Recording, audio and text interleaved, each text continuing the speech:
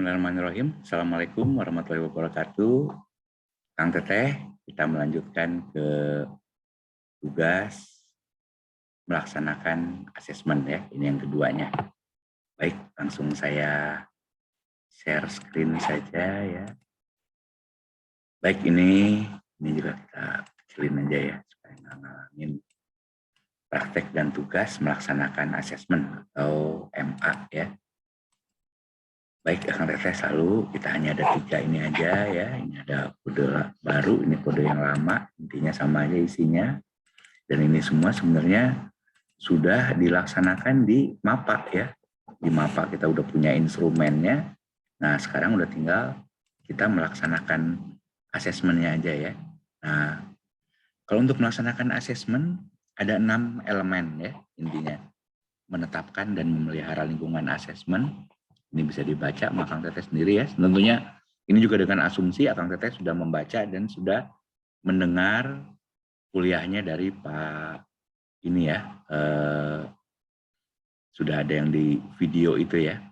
Baik, kemudian mengumpulkan bukti yang berkualitas, mendukung asesi, jadi mendukung ya, diusahakan memang selalu kita dukung, membuat keputusan asesmen, merekam dan melaporkan keputusan asesmen. Jadi di sini yang paling krusialnya adalah keputusan ya, dan tentunya laporan dan buktinya harus lengkap ya, sehingga kita bisa mengambil keputusan memang say by the fact ya, berdasarkan bukti. Dan juga nanti ada meninjau proses asesmen ya. Baik, Kang Teteh, intinya ini juga ada yang sudah kemarin dibuat di proses MAPA ya, termasuk APL 01 atau APL 02.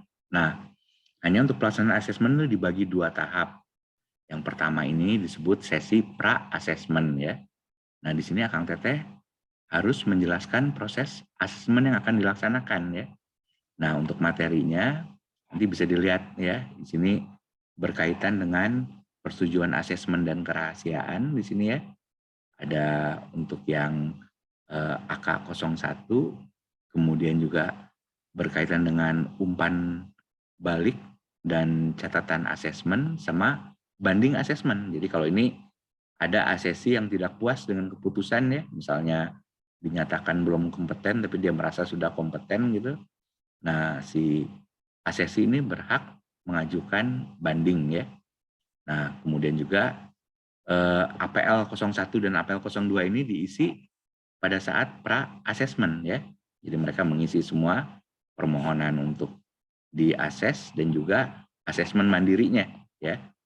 Nah, setelah selesai sesi pra-asesmen baru dimulai sesi pelaksanaan asesmen.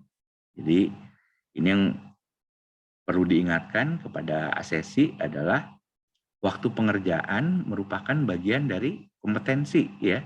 Jadi ada batas waktunya, tentunya batas waktunya yang masuk akal ya, yang sesuai dengan soal-soal tadi yang sudah kita susun ya.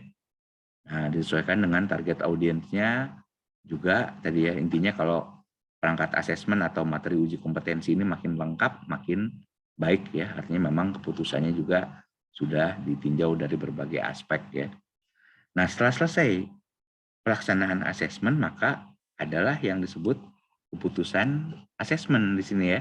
Nah, ini kalau kita luring biasanya dipanggil satu-satu, saling berhadapan dan dinyatakan kompeten atau belum kompetennya beserta masukan untuk menjadi lebih baik ya. Jadi di sini ada formulir rekaman asesmen dan juga nanti kita membuat laporannya. Kalau kita mengakses ada 10 asesi, ya dibuat laporannya sekaligus ya.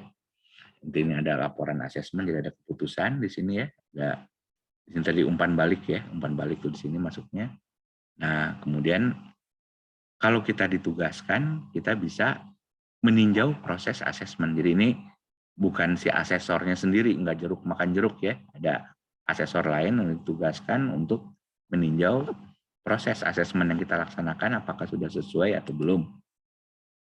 Oke, Kang Teteh, ini sekali lagi kita menggunakan soft skill yang pertama ya, membangun konsep diri ya. Kemudian juga proglatnya juga sama, kita menggunakan seperti ini pokok bahasannya. Nah, di sini tadi kita bacakan persetujuan asesmen dan kerahasiaan ini sebelum dimulai ya. Jadi di pra-asesmen ini bisa sama-sama menandatangan di sini ya, baik asesor maupun asesinya semua ya. Di sini ada pernyataan-pernyataan dari asesi, asesor, dan asesi lagi ya, menyetujui. Kemudian di sini nanti ada umpan balik. Ini juga kalau asesi merasa loh kok nih asesmennya kayak gini, kita mau jadi apa, kok yang diakses seperti apa ya. Ini buat banding asesmen ya. Nah, jadi nanti Akang Teteh bisa melihat nih ya, ini saya lupa diingatkan oleh Kang Amar harus di zoom gitu ya, biar nggak ngebosenin ya. Jadi intinya form-form yang harus dijelaskan pada saat pra-asesmen ya.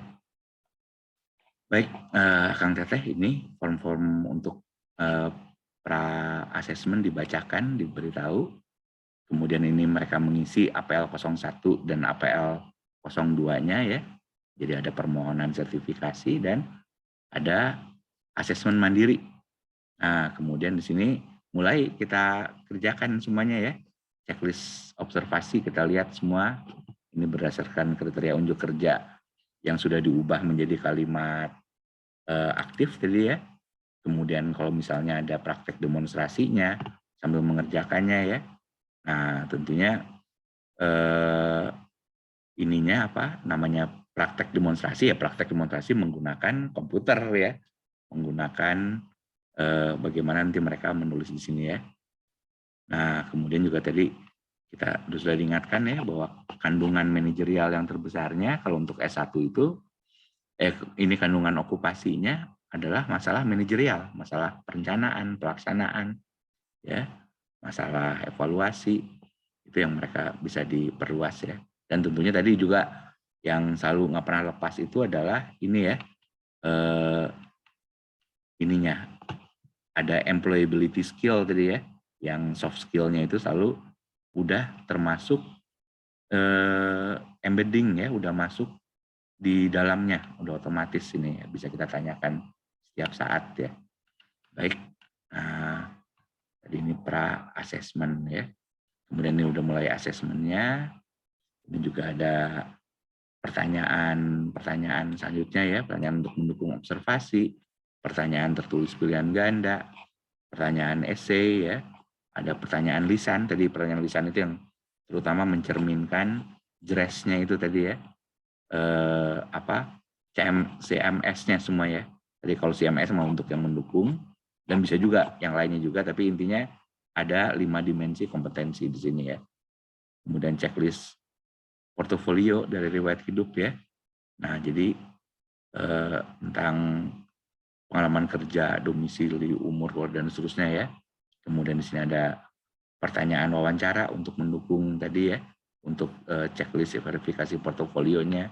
Kemudian kita melakukan klarifikasi pihak ketiga ya, atau nah baru masuk ke formulir rekaman asesmen ya. Nah, sehingga bisa kita contreng semua. Unit kompetensinya jelas, ada observasi demonstrasi, ada portofolio, ada pertanyaan pihak ketiga, ada pertanyaan lisan, ada pertanyaan tertulis ya, sehingga bisa dinyatakan kompeten ya. Tindak lanjut yang dibutuhkan biasanya oke ya, jadi pengetahuan keterampilan sudah baik, tingkatkan terus untuk lebih paham secara detail aspek hard skill, perkembangan teknologi, IT, dan SOP harus terus dipelajari, diikuti ya dengan sesuai dengan perkembangan zaman. Terus monitor diri secara mandiri setiap hari dan lakukan dengan konsisten. Ini diambil dari aspek kritis ya. Nah, komentar lainnya jangan gugup, harus rajin berlatih, public speaking dan lain sebagainya ya. Oke, nah kemudian laporan asesmen sama di sini juga ditulis, di copy paste aja judul dan nomornya, kode unitnya ya, nama Akang Teteh, tanggal unduh atau tanggal membuatnya. Ini kemudian nama asesi semua ya, mana yang kompeten, mana yang belum kompeten, nanti ada keterangannya kalau belum kompeten ya. Nanti ada bisa dituliskan di sini juga aspek negatif dan positif dalam asesmen. Misalnya ternyata tempat uji kompetensinya tidak memadai atau terputus ya. Kalau kita sekarang asesmen jarak jauh ada masalah ini ya, biasanya masalah sinyal, masalah jaringan. Ya, nanti kalau si asesinya, biasanya ada masalah kuota, ada apa ya. Ini harus dicatat semua ya. Saran perbaikan seperti apa, tulis udah, dilaporkan ya. Nah, kemudian untuk apabila Akang Teteh ditugaskan untuk meninjau proses asesmen, intinya adalah selain VATM, tapi ini adalah prinsip asesmen ya.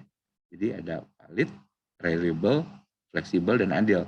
Tentunya kalau ada keputusan asesmen ini nggak fleksibel ya. Sama umpan balik juga nggak fleksibel, dianggap udah baku ya. Nah ini kalau ini semua udah oke dicontreng, ini ada pemenuhan dimensi kompetensi tadi ya. Ini yang 5 dimensi kompetensi ini mutlak ini ya, harus ada jadinya. Jadi tadi ada task skill-nya, task management skill, ada kontingensinya, ada job role-nya, ada transfer skill ya. Nah, nanti di sini ada pertanyaan yang langsung, checklist, observasi, ada yang lisan dan apa nih standarnya seperti ini, tapi bisa ditambahkan lagi nanti yang daftar pertanyaan tertulisnya tadi kita kan ada yang berganda, ada yang essay, ada yang apa semua bisa ditambahkan ya. Nah, baik Akang Teteh, untuk yang tugas untuk ininya, ya tentunya ini kalau detailnya ya harus ada ininya ya, namanya kita pra-assessment, kemudian pada saat asesmennya kemampuan komunikasi sudah harus baik ya, artinya kita bisa mengumpulkan bukti tanpa membuat asesi seolah-olah menjadi terdakwa gitu ya, sama sekali bukan ya. Kita selalu say by the fact. Oke, Akang Teteh, nuhun ya, punten buru-buru ini juga biar nggak terlalu panjang, kurang lebih seperti itu ya. Mohon maaf kurangnya. Baik, saya cukupkan di sini untuk yang tugas melaksanakan asesmen. Baik, nuhun. Assalamualaikum warahmatullahi wabarakatuh.